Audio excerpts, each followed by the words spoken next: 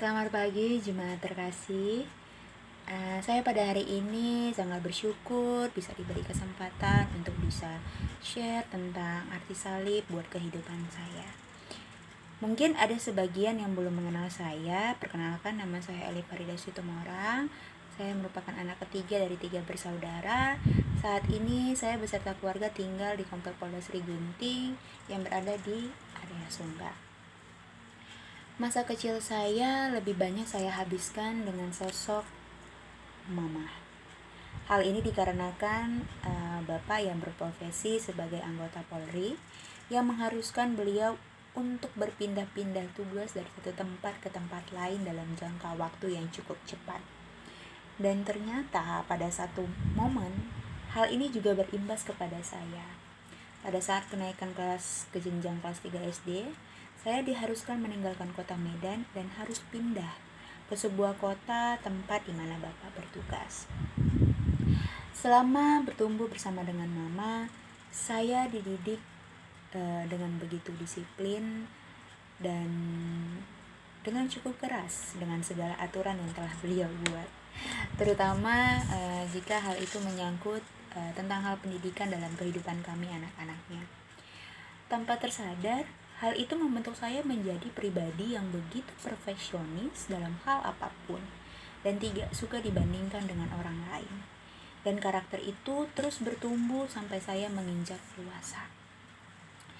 Dan dari semenjak kelas 3 SD pula, saya sangat bersyukur saya sudah bisa memiliki kehidupan Kristen yang cukup baik.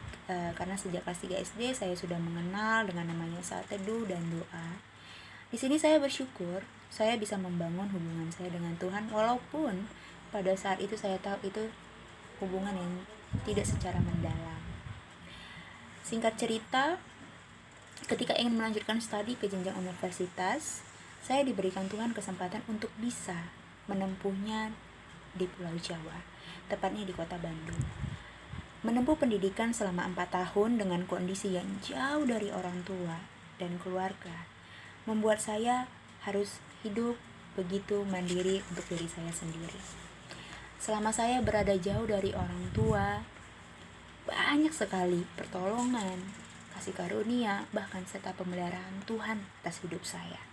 Saya merasakan di dalam hal apapun Tuhan begitu luar biasa melawat saya. Sampai di titik di mana saya diminta oleh orang tua untuk bisa kembali ke Medan.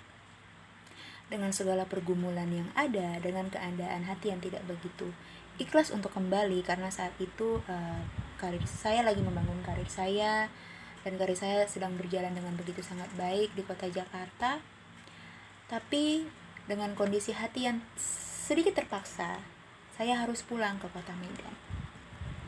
Setibanya saya di Medan, banyak sekali perubahan yang saya rasakan, terutama dengan iman dan kerohanian saya. Saya benar-benar merasakan hampa dan kosong.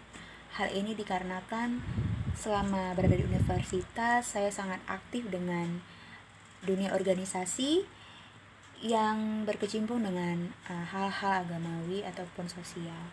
Tetapi setibanya saya di Medan, hal itu tidak saya dapatkan kembali. Hal itu tidak bisa saya rasakan kembali. Dan ternyata itu berefek juga kepada karakter saya. Saya jadi memiliki karakter yang cuek. Saya memiliki karakter yang cuek terutama kepada orang tua dan keluarga saya di rumah. Singkat cerita, pada suatu sore, tepat pada pukul 3 sore, saat itu saya sedang membuka Facebook. Saya melihat ada video yang berdurasi kurang lebih hanya 2 menit sepersekian detik. Walaupun video itu hanya berdurasi sangat pendek, namun video itu banyak menunjukkan beberapa kelompok para anak muda berkumpul untuk mereka bisa saling mendoakan, mereka bisa saling praise and worship bersama, bahkan mereka bisa saling sharing untuk tentang pergumulan hidup mereka. Saya sangat tertarik melihat video itu. Hati kecil saya berkata bahwa ini yang saya butuhkan. Tanpa pikir panjang, saya langsung menghubungi nomor yang tertera di halaman Facebook tersebut, dan tepat pada tanggal 6 Mei 2019, saya memutuskan untuk studi Alkitab. karena saya begitu rindu dan haus untuk bisa kembali bangkit di dalam Tuhan.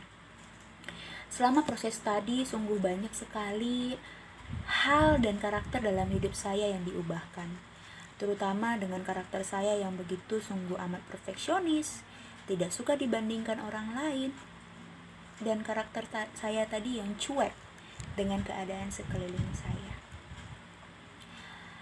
Hal itu semua Tuhan bisa ubahkan. Hal itu semua Tuhan bisa benar-benar ubahkan di dalam kehidupan saya.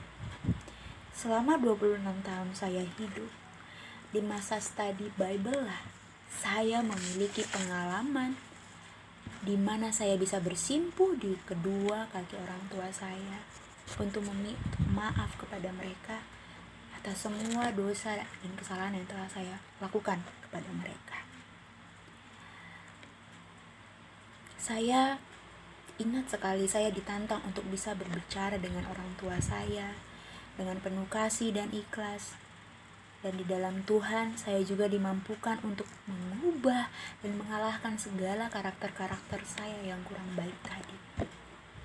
Saya berjuang keras untuk hal itu, karena saya tahu bahwa kematian Yesus di kayu salib ingin memenangkan saya dari manusia lama saya. Melalui salib, saya banyak belajar tentang arti sebuah pengorbanan yang membawa perubahan hidup.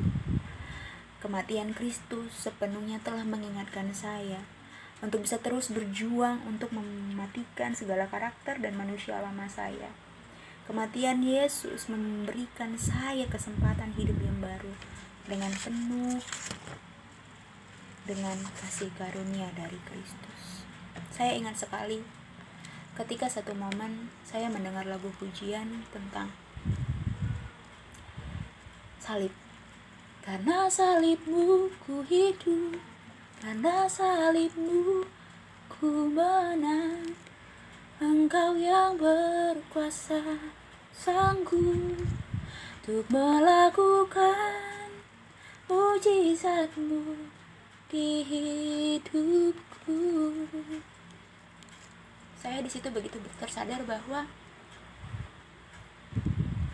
tanpa kematian Yesus di kayu salib, tanpa ada pengorbanan Yesus yang sejati di kayu salib, saya tidak akan bisa memiliki hidup yang baru. Bahkan saya tidak bisa memiliki keselamatan di dalam Kristus. Kiranya sharing saya pagi ini bisa membantu saudara-saudari untuk bisa terus mengingat kasih dan pengorbanan Yesus di atas kayu salib. Dan semoga kita tidak menyerah kepada situasi apapun. Amin.